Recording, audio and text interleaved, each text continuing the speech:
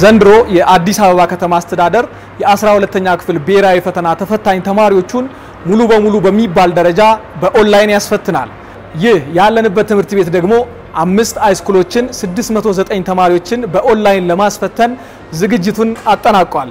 አሁን ተማሪዎች የመጨረሻውን ልምምድ እያደረጉ ይገኛሉ።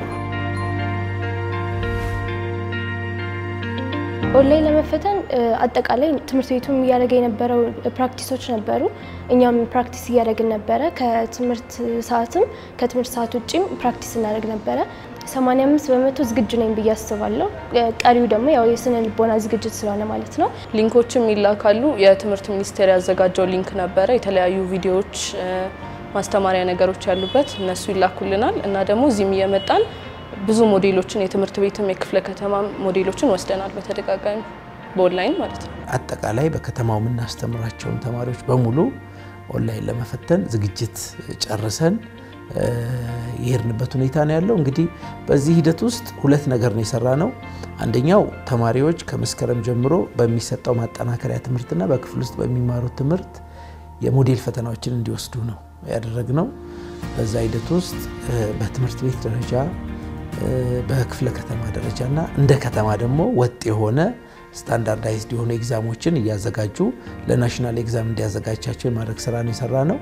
ሌላኛው ጎን ለጎን ኦንላይን እንዲለማመዱ ነው። ተማሪዎች ወደ ፈተናው ሲሄዱ አዲስ እንዳይሆኑ እዛው ባለው ፕላትፎርም ትምህርት ሚኒስቴር ባዘጋጀው ፕላትፎርም ዩዘር ኔም አለው ፓስወርድ አለው ያንን ወስደው በዛ በይለፍ ቃል ተማሪዎች ፈተናውን እንዲፈተኑ የማድረግ ስራ ነው። ይህ የፈተና አሰጣጥ የተሳካ እንዲሆን የተለያዩ ተቋማት በጋራ እየሰሩ ነው የሚገኙት። የኢትዮጵያ ኤሌክትሪክ አገልግሎት፣ ኢኖቬሽንና ቴክኖሎጂ ሚኒስቴር፣ ኢትዮ ቴሌኮም፣ የትምህርት ሚኒስቴር እንደዚሁም ደግሞ የአዲስ አበባ ከተማ አስተዳደር በጋራ እየሰሩ ነው የሚገኙት። ምንም አይነት የኢንተርኔት ስፒድ ችግር እንዳይኖር ወይም ደግሞ በፈተና ወቅት መዘግየት እንዳይኖር የሁሉም ጣቢያዎች ቀድመን የስፒድ አፕግሬድ ወይም ደግሞ ፍጥነታቸው ጥሩ እንዲሆን ለተማሪዎቹ በሚመች መልኩ እንዲሆን ከማድረግ አንፃር ሁሉም ጣቢያዎች ላይ እሱ ስራ ሰርተናል። ከዛ በተጨማሪም የእቃዎቹ የኔትወርክ ኢለመንት የምንላቸው ወይም ደግሞ ቦክሶቹ የኢትዮ ቴሌኮም ቦክሶቹ ኢንተርኔት የሚወስዱባቸው እነሱን ከፓወር ፕሮቴክሽን አንፃር ኤኒ ኬዝ እንኳን ቢያጋጥም እንዴት ነው ማድረግ ያለብን ከሚለው ምንም መቆራረጥ እንዳይኖር ጄነሬተር ባትሪ በማድረግ ሞር ሴኩር እንዲሆኑ የማድረግ ስራ ተሰርቷል። መፍትሄ የሚሰጥበት ሞኒተር የሚደረግበት ቅድመ እይታ የሚፈጠርበት ክፍል ነው ማለት ነው እዚህ ያለው ማለት ነው። ልክ እዚህ እንደወደቀ እኛ የትምህርት ቤቶቹ ተወካዮች አሉ እነሱን አድሬስ እናደርጋለን። የኛ ተወካዮች ደግሞ በየትምህርት ቤቱ አሉ ከነሱ ጋር ኮኦርዲኔት አድርገን ከሴንተር የሚፈታውን ይፈታል። ከመሄድ የሚያስፈልገው ከሆነ ደግሞ እዛው ላለው ልጅ ጋር ተደዋውሎ ኦንላይን ሶሉሽን ይሰጣል። በዚህ አመት በጣም ኮንፊደንስ ቢልድ ያደረግነው ቴሌ ላይ ምንም አይነት ነገር ይገጥመናል ብለን አንፈራም።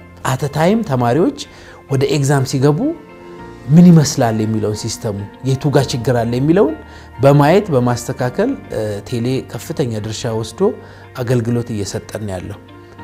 ከመብራት ጋር ተያይዞ መብራትም አንድ የኛ ሜምበሩ ነው እየሰራ ያለው።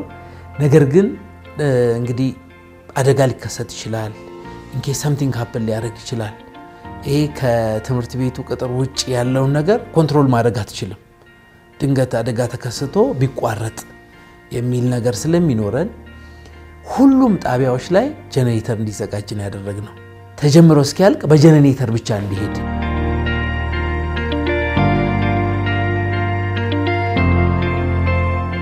እየተመራ ያለው በኮማንድ ፖስት ነው። ስታንድ ባይ ነው። በሚገርም ደረጃ መብራት ሁለቱም ቀን አልተቆራረጠም። የኢንተርኔት ችግር ሲሆን ቴሌም በፍጥነት በስልክም በአካልም የመጡ እየሰሩ ነው። የኢኖቬሽን ባለሙያዎችን የትምህርት ቢሮ ባለሙያዎችን የክፍለ ከተማ የወረዳ አመራር በሙሉ በዚህ ስራ ላይ እየተረባረበ ነው። አሁን ባየነው ሙከራ ዋናውን ፈተና በአግባቡ ይካሄዳል የሚል ጥሩ ተስፋ አለ።